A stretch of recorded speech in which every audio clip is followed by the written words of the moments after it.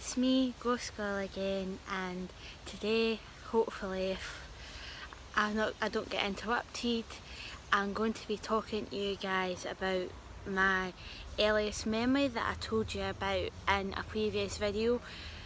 I've been requested, that people want me to go into more detail about that memory. I'm going to try and get into as much detail as I can within a certain time frame.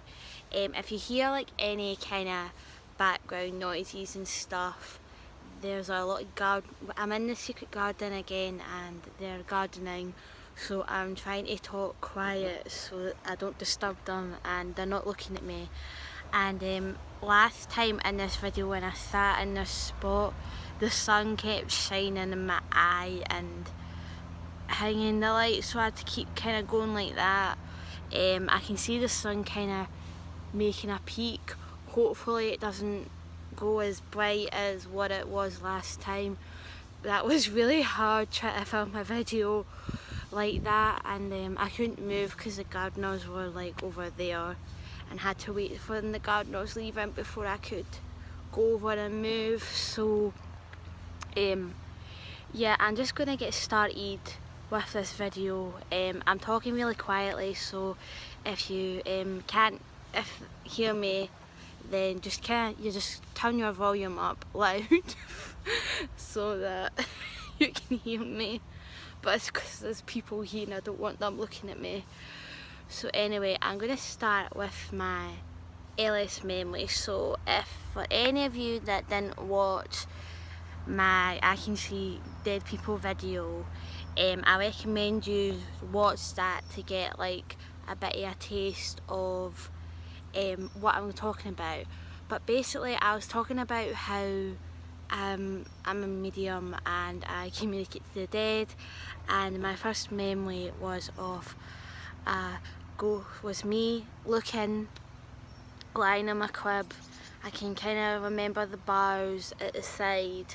I couldn't tell you how old I was, honestly. I just remember being maybe a baby or a toddler at the most, and looking up and seeing this ghost boy looking at me.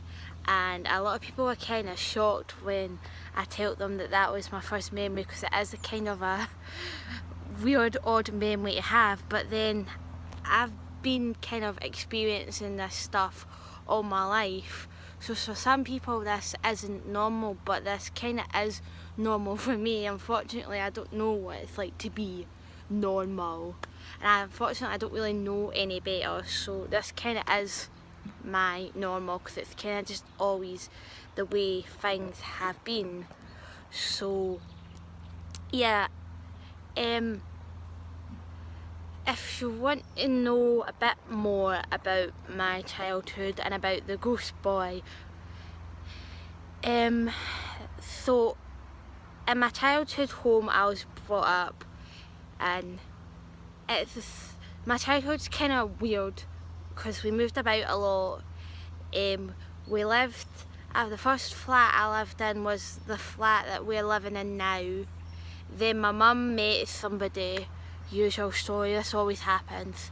My mum meets somebody, we move in with them, then that doesn't work out, then we move somewhere else, and blah blah blah. So my mum met a boyfriend and they moved in together. It didn't work out, and when we were in his house, my mum was renting out the flat that we're in now to our tenants, and then they split up, we moved away. Then my mum were living in a flat in Alwa for a while, and then we moved to a slightly bigger flat because the flat we were in wasn't great. And then we were living in Alwa for a while in a flat, and then my mum had a fallout with the neighbours that we had in Alwa, so we had to leave Alwa and then move back to where we are now. And yeah, I stayed in Alwa for like a long time, like pretty much most of my childhood. I think actually the most happiest points of my life actually was when we stayed in Alwa, and yeah, we moved back here after that, and pretty much my life was messy after that. Hopefully I've got 2 more years of doing this uni course, and then hopefully after then I can, this YouTube channel will earn me enough money to get the fuck out of this shithole.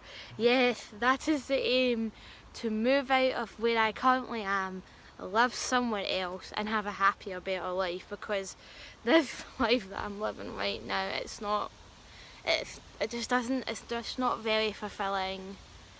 I don't really want to be in this town that I'm in like for the rest of my life, so 2 more years, just think, 2 more years and then I'll be out of here. Alatha did mention about doing like my masters, which I don't really know. I think that's like another good few years after that, but it costs, apparently it costs thousands and thousands to do your masters, and we don't have that kind of money, and SAS only gives you 4 years funding, and I've already done like about 3 of those. I think next year will be my last year of SAS funding. In fact, no, I've done 2 of those, and then this year will be the 3rd year and then my 4th year.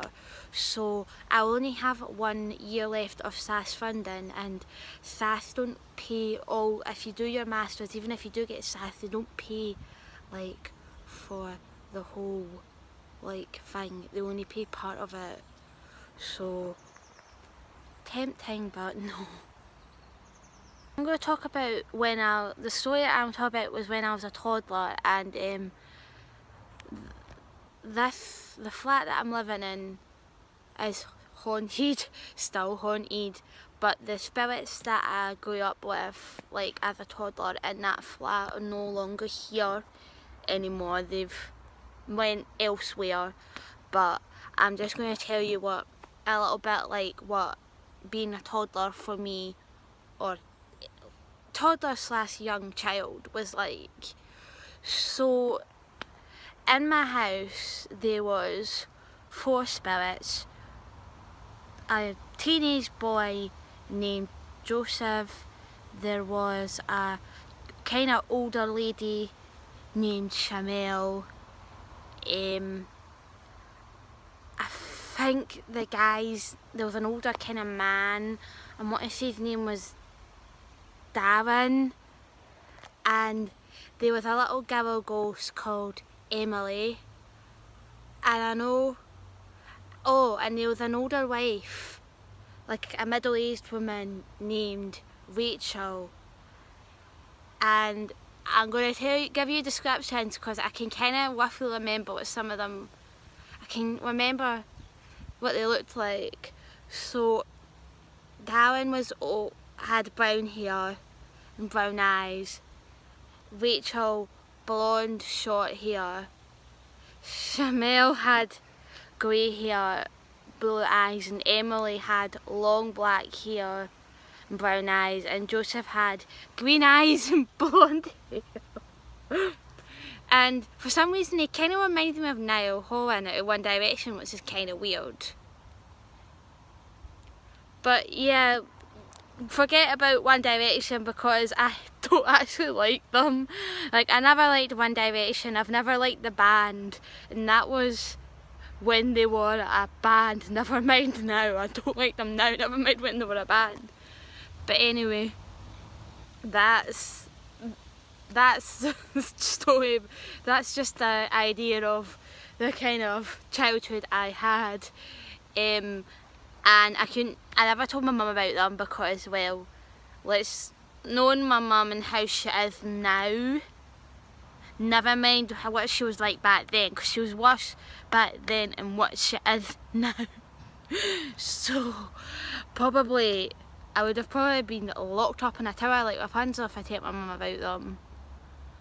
So anyway, Rachel, Emily, Shamel and Darren all died in a fire in the 30s, which is weird because when my mum looked up the flat it said it was built in 1942, but they said they died in a fire in the 30s.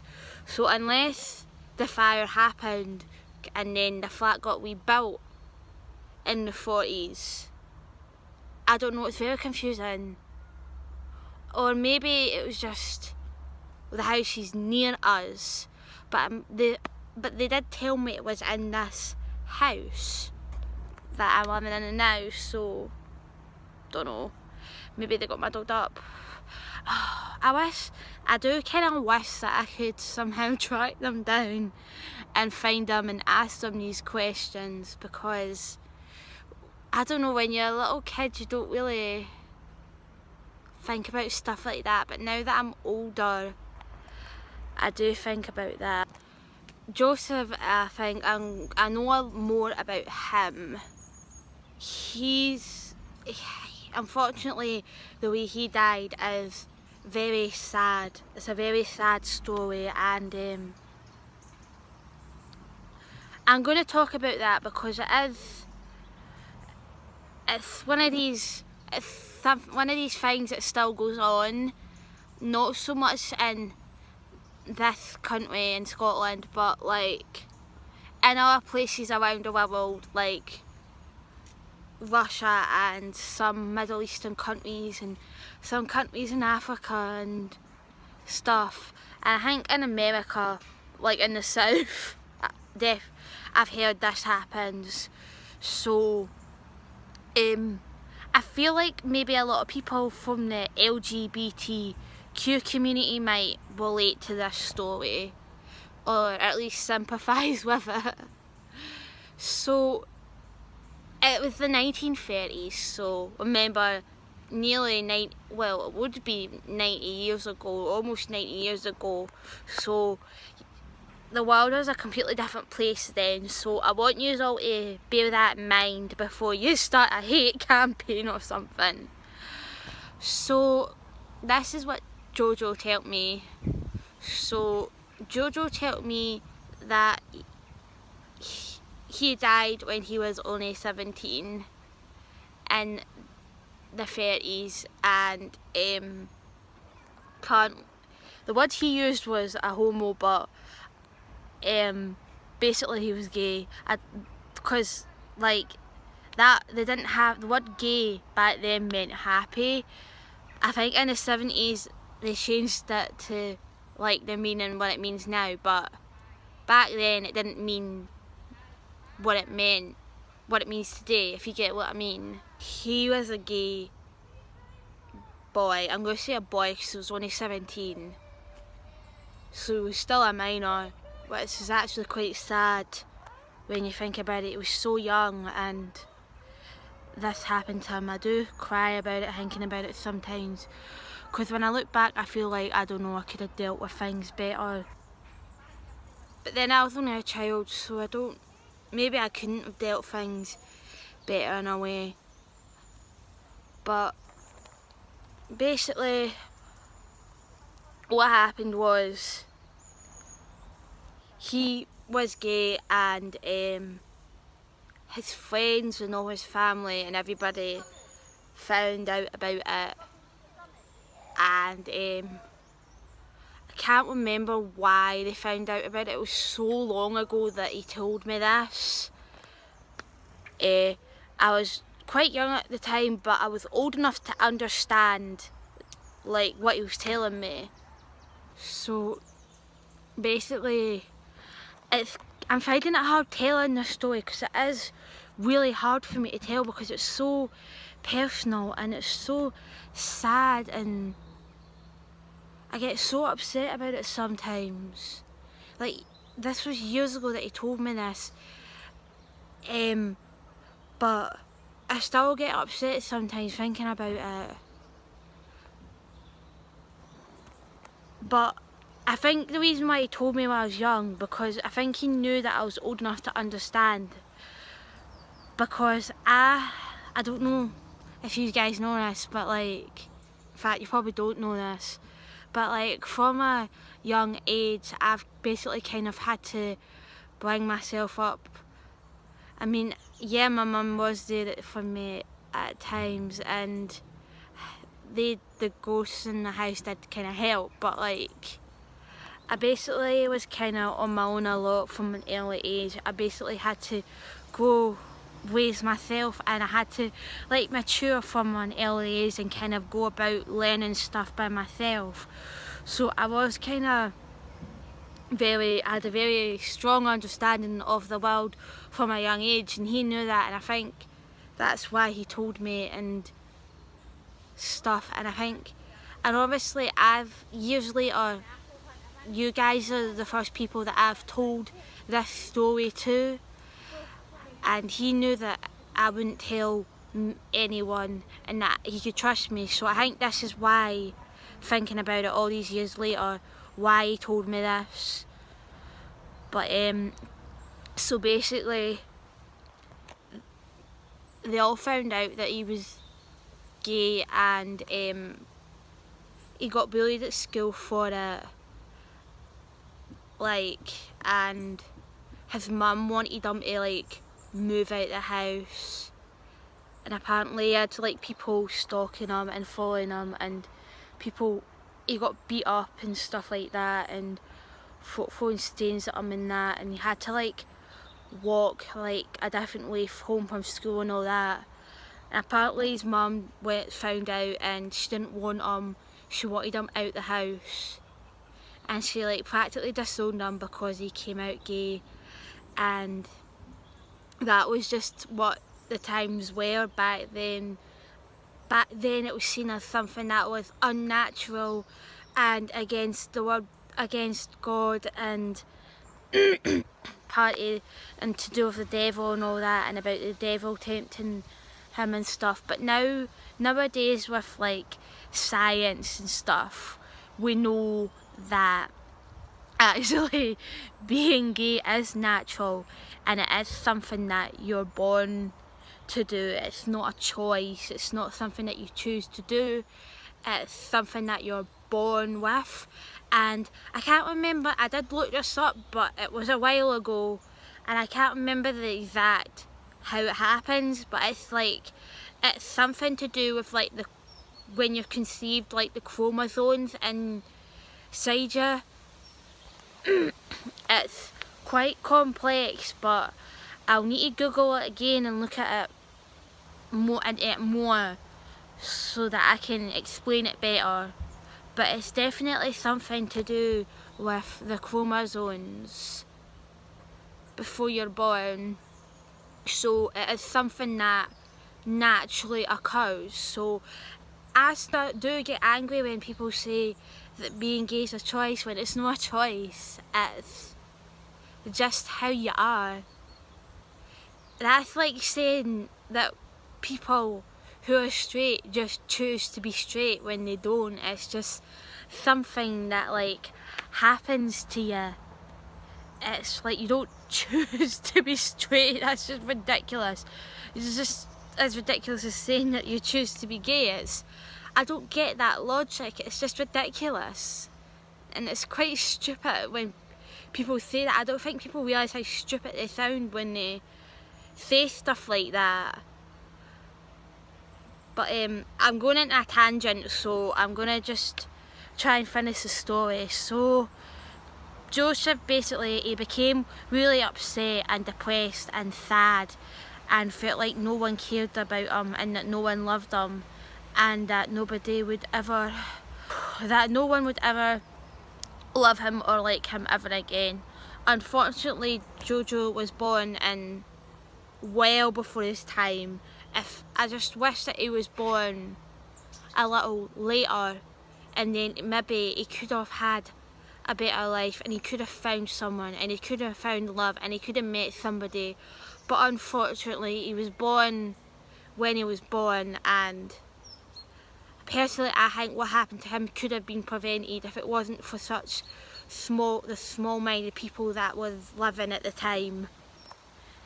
I mean, all it could have taken, if you ever feel like depressed or suicidal or anything like that, it just kind of takes one person to kind of give you a helping hand, to like give you something to like live for. But like guys, if you ever kind of feel that way, like get help, speak to somebody, tell someone, get therapy, or even just talk to a friend about it. Or you can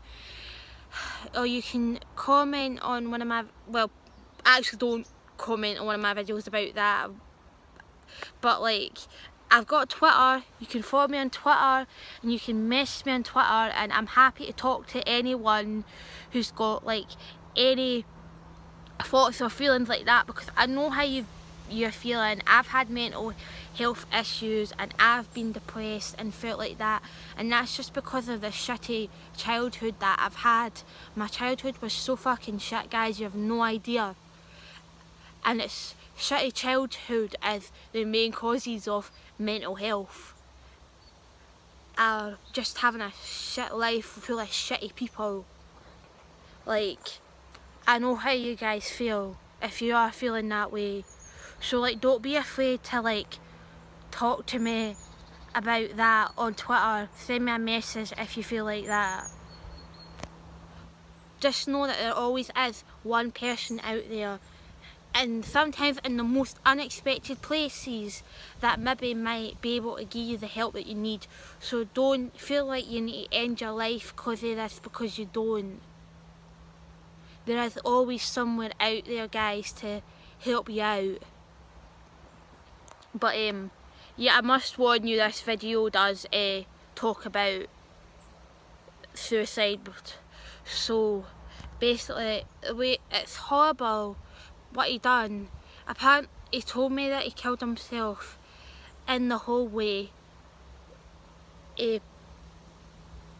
and he didn't tell me how he done it, and to be honest I'm quite glad, because I really wouldn't have wanted to know that.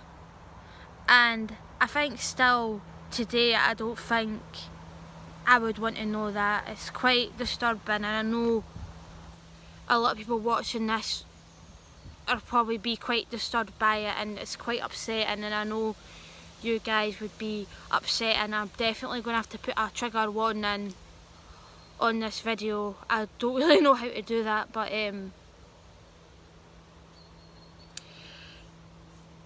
yeah, it's quite sad, and now I feel sad. Poor Jojo. So I know you guys didn't enjoy this video because it's not a video to enjoy, but that's just kind of the story. I'm not really going to talk about anything else now because this video is getting very long, and I don't really feel like continuing this anymore. But if you guys do like my videos in general, like, I don't expect you to like this video because it is quite grim, the theme. But yeah, comment down below about how you feel about me making these type of videos. Subscribe. Oh, I really even feel like doing this. Click on that notification bell. Also remember, guys, I did mention earlier that I've got Twitter. Follow me on Twitter. I'm doing a lot of spooky stuff for Spookfest. I promise the next story isn't going to be as sad and disturbing as this one. I'm going to do like another story, a spooky story about me, but it's not going to be as sad and depressing as this one. But follow me on Twitter. I'm doing lots of things for Spookfest, so don't forget to do that, and I'll see you guys. Goodbye, and don't get too upset about this video, please. Bye.